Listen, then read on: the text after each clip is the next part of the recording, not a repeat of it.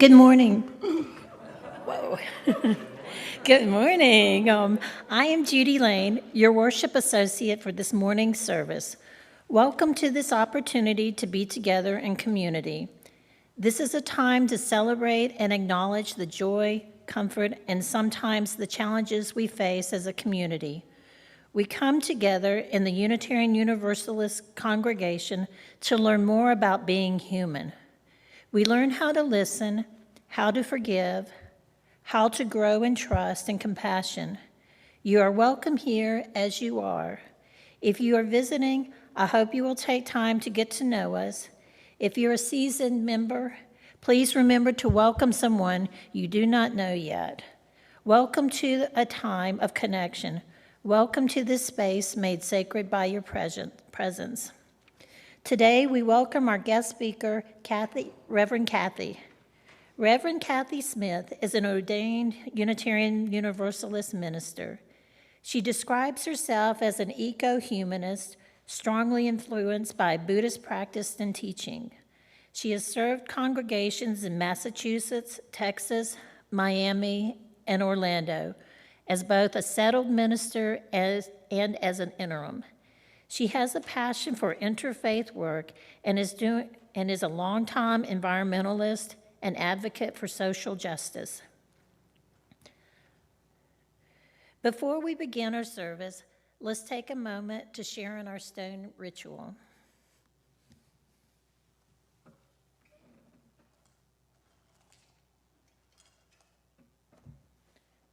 I place a stone for our joys. I place a stone for our sorrows, and I place a stone for our intentions for the coming week.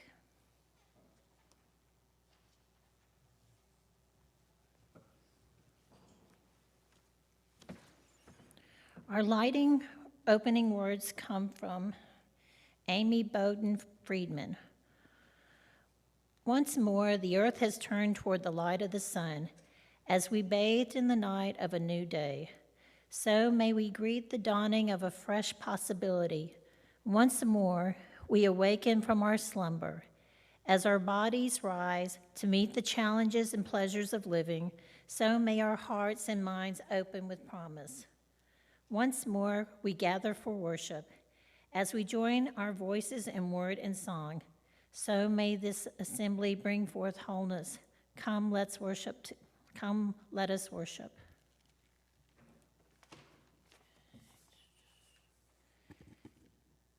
And our opening hymn is Morning Has Broken, number 38.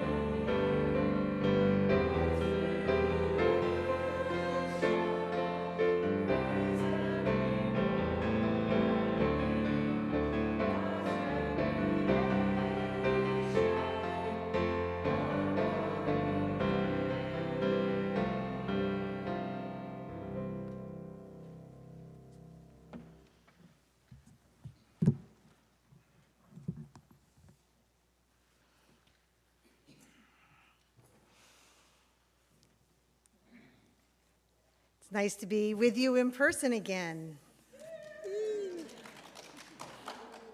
So I'd like you to imagine sitting on a porch on a hot day.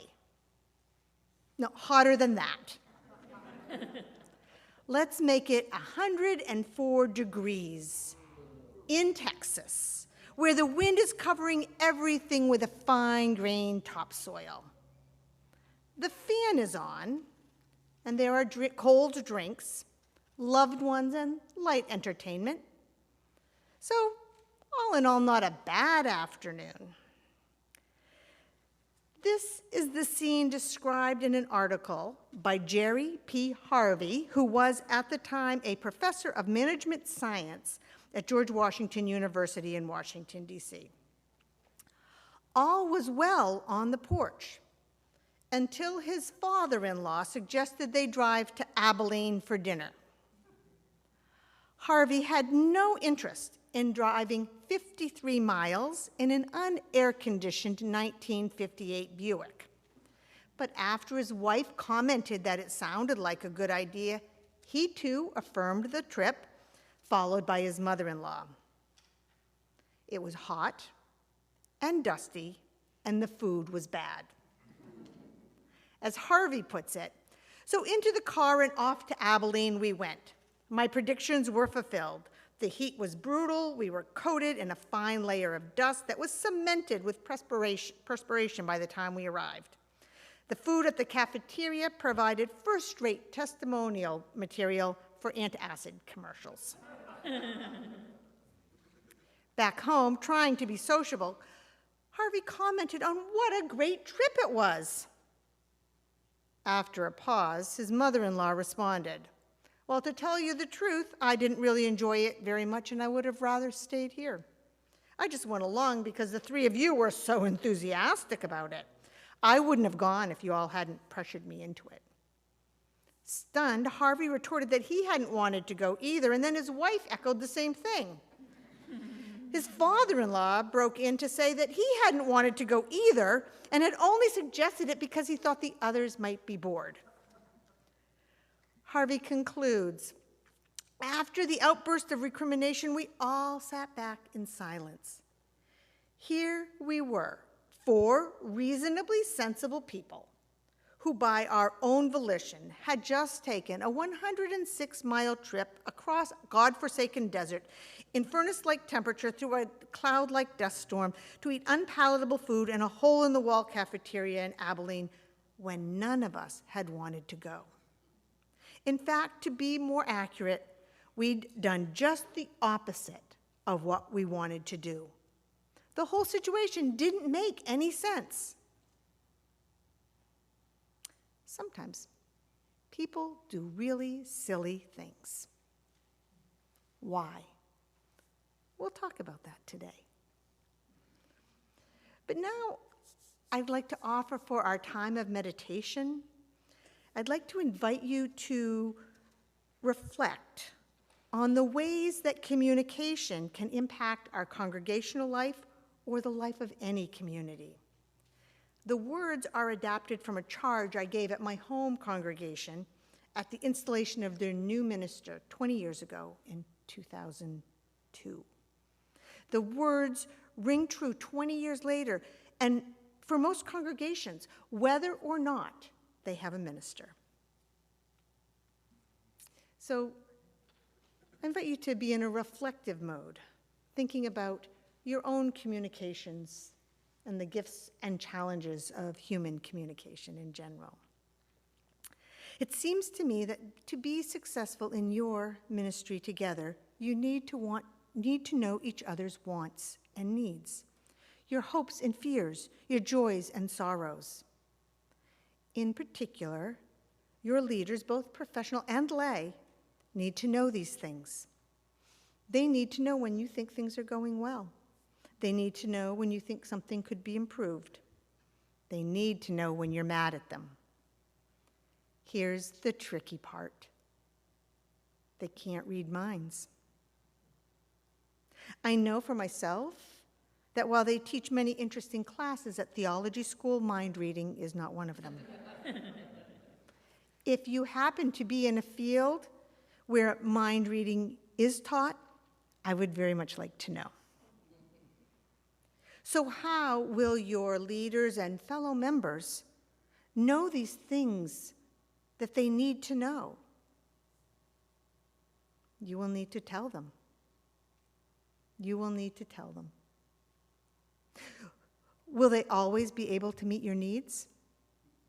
No. Sometimes they will say, you're asking to do something for which we don't have the capacity. Sometimes they will say, you're asking us to do something we don't believe in or that's not in alignment with our mission. Sometimes they will say, we hear you, but your request is not in keeping with the wishes of the rest of the congregation. Sometimes they will say no. But often, maybe even usually, your leaders might be able to meet your needs or be able to help you find another way to meet them. I am pretty sure they will be unlikely to meet needs you have not told them about. So if the first thing we need is to remember that our leaders and fellow members are not mind readers, the second is to remember that neither are we. We need to ask questions of each other. To keep track of this, listen, really listen in meetings and other conversations for expressions like this. I wonder what so-and-so thinks, wants, needs. You know, as Unitarian Universalists, we value the experience of wonder, but let your wondering be about great religious issues and not about your leaders and one another. If you find yourself wondering about another person, ask. The theme here is, of course, open, honest, clear communication. This is the third ingredient, a key ingredient, and the third thing I will suggest a community needs. It needs its members to take the task of being a beloved community seriously. In our non-creedal tradition, we're brought together by covenant, and this means that how we choose to be together matters greatly. In a tradition that does not require conformity of belief, we build our communities instead on a conviction that our differences can be our strengths. Diversity is a great gift, but it is also a challenge. In a congregation that celebrates diversity, there will inevitably be conflict. And I have learned that the hard work of learning to manage conflict in creative ways, is one of the most spiritually rewarding practices in which you will ever engage. When we're afraid of conflict, we instinctively repress diversity and encourage conformity. But when we know that we're strong enough to work through conflicts, then we don't need to be afraid. When we know that our love and our respect for one another outweighs any difference that can come between us, then life's inevitable conflicts become creative opportunities. Speak up, ask, listen, engage. These are the actions that enable creative engagement in the continuing unfolding of healthy and beloved community. These are the actions that enable creative engagement in all of our relationships. So let us take a moment in silence before our musical meditation as we reflect on the challenges and opportunities available to us in human communication and community.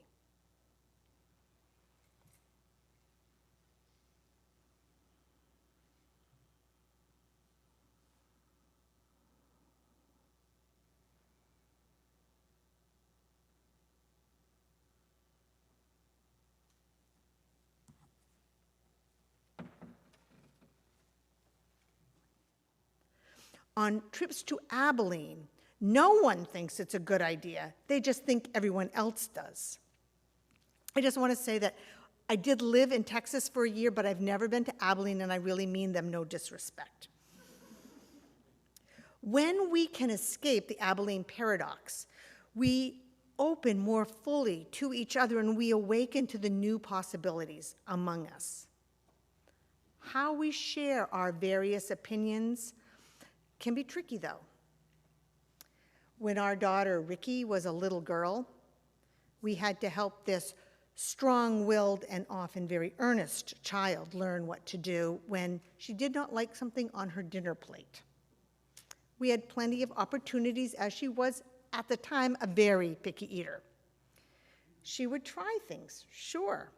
The problem was what came next, the need to make a comment, when saying she liked it would be a lie and saying yuck would be impolite. We finally settled on the expression, "It's not my favorite." And that term still gets used in our family with some success. It's not my favorite. Now, I faced the opposite dilemma with the same child who had a rather unique sense of style when she would leap into the room to show me the outfit on which she had clearly spent considerable time and creativity. And I learned to say, "Oh, well, it's not something I would wear, but I'm glad it makes you happy." Many people have faced the dilemma of holding an opinion they're afraid will cause hurt or conflict or otherwise separate them from others. I'm willing to guess there's at least one person here today who, on the occasion of their first visit to their in-laws, oohed and ahed over one of the dishes served just to be polite, and now finds that dish is served every time they're there, 40 years later. It's hard to know what to do when we want to be polite, to get along, and this keeps us from expressing our true feelings. Sometimes there really is a difference of opinion. But sometimes, as was the case with the family who took the undesired trip to Abiline, everyone actually agrees. It's just that no one wants to risk stating the obvious. Well, there are some people who love to fight and seem to stir up conflict wherever they go. Many of us tend to be conflict avoidant. And it's not just individuals who can be conflict avoidant. Whole groups can be conflict avoidant. People sometimes say they don't come to their religious home to fight, and I am glad to hear that. But I hope we can remember that when we're brave enough to be in community, we will occasionally need to manage both agreement and disagreement. Doing this openly and honestly makes us stronger as individuals and as a group. It does not need to be something we run away from. When we reflect on life and community as we did in the meditation and reflection this morning, we can recognize the importance of being open with each other, of speaking up, of asking, of listening and engaging. Sure, there are some things we won't all agree on. We might have to say, it's not my favorite. But there are some things we might be in rabid agreement on and not know it. Even some of the things we might be in disagreement about might not be as dangerous as we really think. A story. When I arrived as an interim minister in one congregation, it was the custom for the children to join the adults in the sanctuary just once a month. There was some rumbling about the idea of having them in more often, but it didn't seem to be going anywhere. I might have picked up on this because I actually like having children in worship. So at my very first meeting with the worship committee, I said, "So, could we have the children in every week?" Well, I was told some people wouldn't like it. Really? How many? Well, some. Who here falls into that group? I looked at the dozen or so people around the table. Everyone shook their head. They all supported having children in the sanctuary. I'd like to talk to some of the people who don't want to have children in, I said. Who would that be? After a few minutes, they decided there were 2 or 3 people who would be upset if we had children in every week. And I asked, are you suggesting that 150 people who want children in should not get that because of 2 or 3 who don't? They weren't certain. So I said, starting after Labor Day, we'll have the children in every week. Can we do that? Of course we can. And if it's a disaster, we'll stop. But it wasn't. And now I really think they wouldn't have it any other way. So often, for fear of disagreement, we hold ourselves back. For many of us, this is not a small fear, and I admit it can still hold my tongue. Another conversation that has stayed with me comes from a board discussing whether or not to begin background checking all employees and some volunteers. Now this is routine, but at the time it was new. One board member argued eloquently against background checks, stating that background checks disproportionately impacted people of color. Over the years, I have become increasingly aware of the ways in which the criminal justice system targets Black and brown people, but at the time it was new to me. After some conversation, it was decided to move ahead with the background checks as a necessary safety procedure and to be aware of the impact. And I've had many occasions to reflect on this over the years and even to see some of the ways there are unintended consequences if we're not careful. The man who raised the concern at the meeting supported the decision that the board made, but I have always been grateful for his willingness to be a lone voice that encouraged a more thoughtful decision and a more intentional implementation. Our diverse views add richness and depth to our life together. The concept is one that's challenged people for a long time. Francis David was a key figure in the Unitarian Church of Transylvania in the 16th century. He's often credited with, probably incorrectly, but often credited with the phrase, "We need not think alike to love alike." We need not think alike to love alike. It's okay to disagree. Perhaps the underlying question is this: do we trust each other enough to have a good fight? Do we trust each other enough to have a good fight? Do you know that your love and respect for each other, your commitment to relationship is deep enough that you can have a good fight and come out the other side, not just having survived, but maybe even stronger? Do you trust each other enough to have a good fight? We can ask this question about all of our relationships, really, our marriages, our broader families, our workplaces, our community groups, our friends, and of course, our congregations. When we are afraid of real or imaginary consequences of speaking our truth, then we become silent, and this is sad. Perhaps one of the best known examples of people refusing to speak an obvious truth is the story of the emperor's new clothes. Right? We've known this. Traveling con artists convince the emperor that they have made him a suit of clothing so fine, out of a cloth so fine that it cannot be seen by fools. Since the cloth does not in reality exist, neither the emperor or anyone else can see it, yet no one will say so for fear of appearing a fool. It is only a child, unencumbered by our fears and apprehensions, who is willing to speak the truth. The emperor has no clothes. This is the paradox of the trip to Abiline.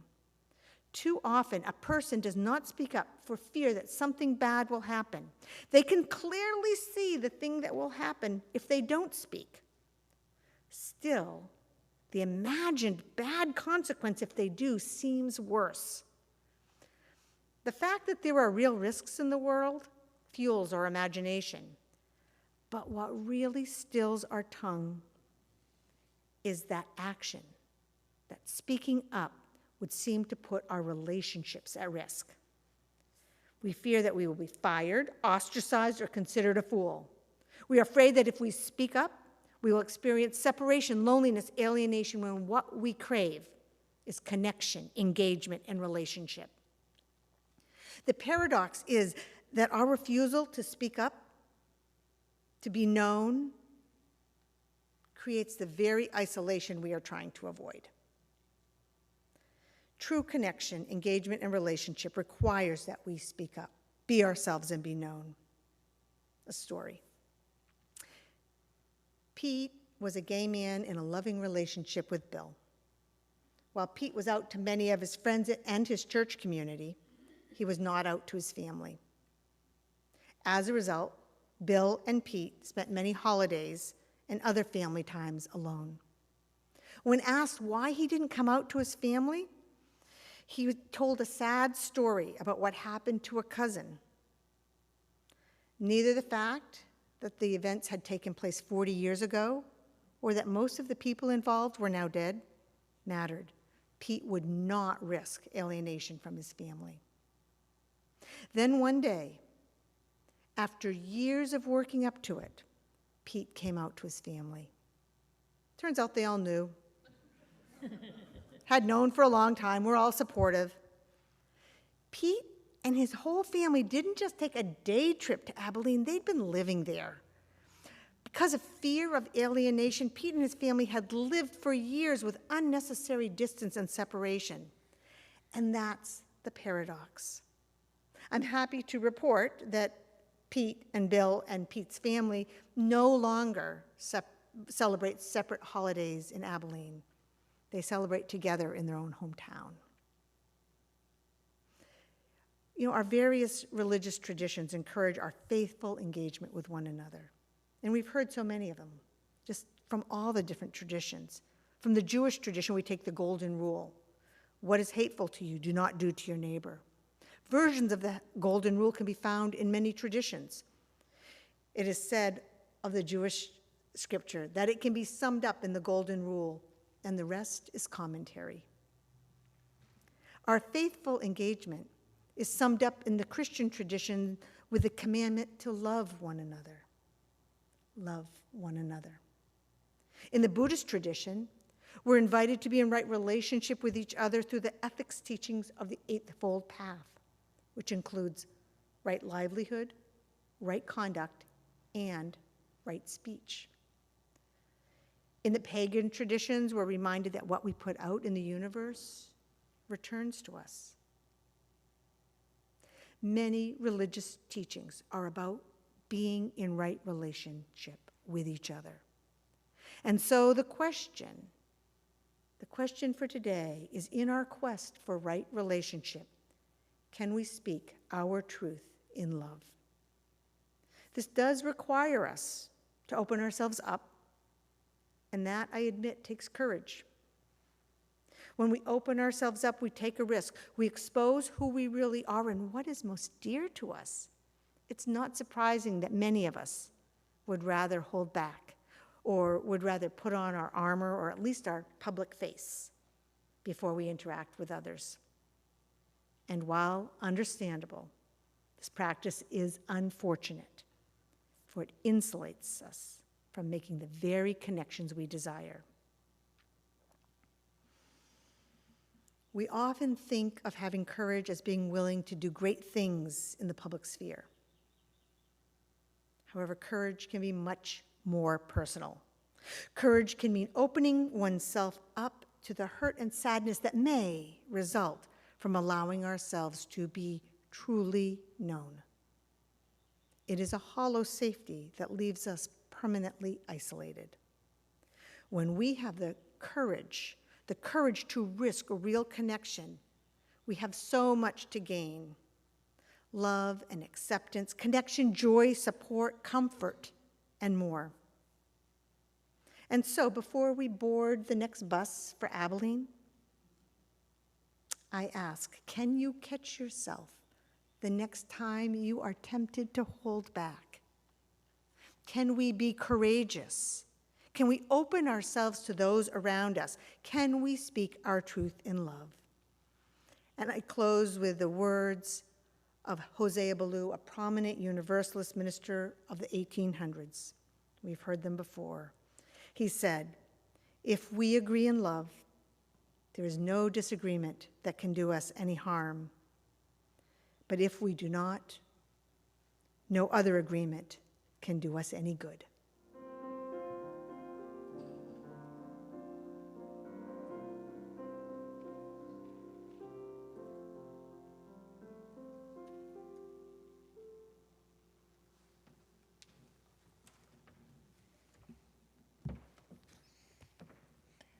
Our closing words are by Jim Wickman. May our faith sustain us, our hope inspire us, our love surround us as we go our separate ways.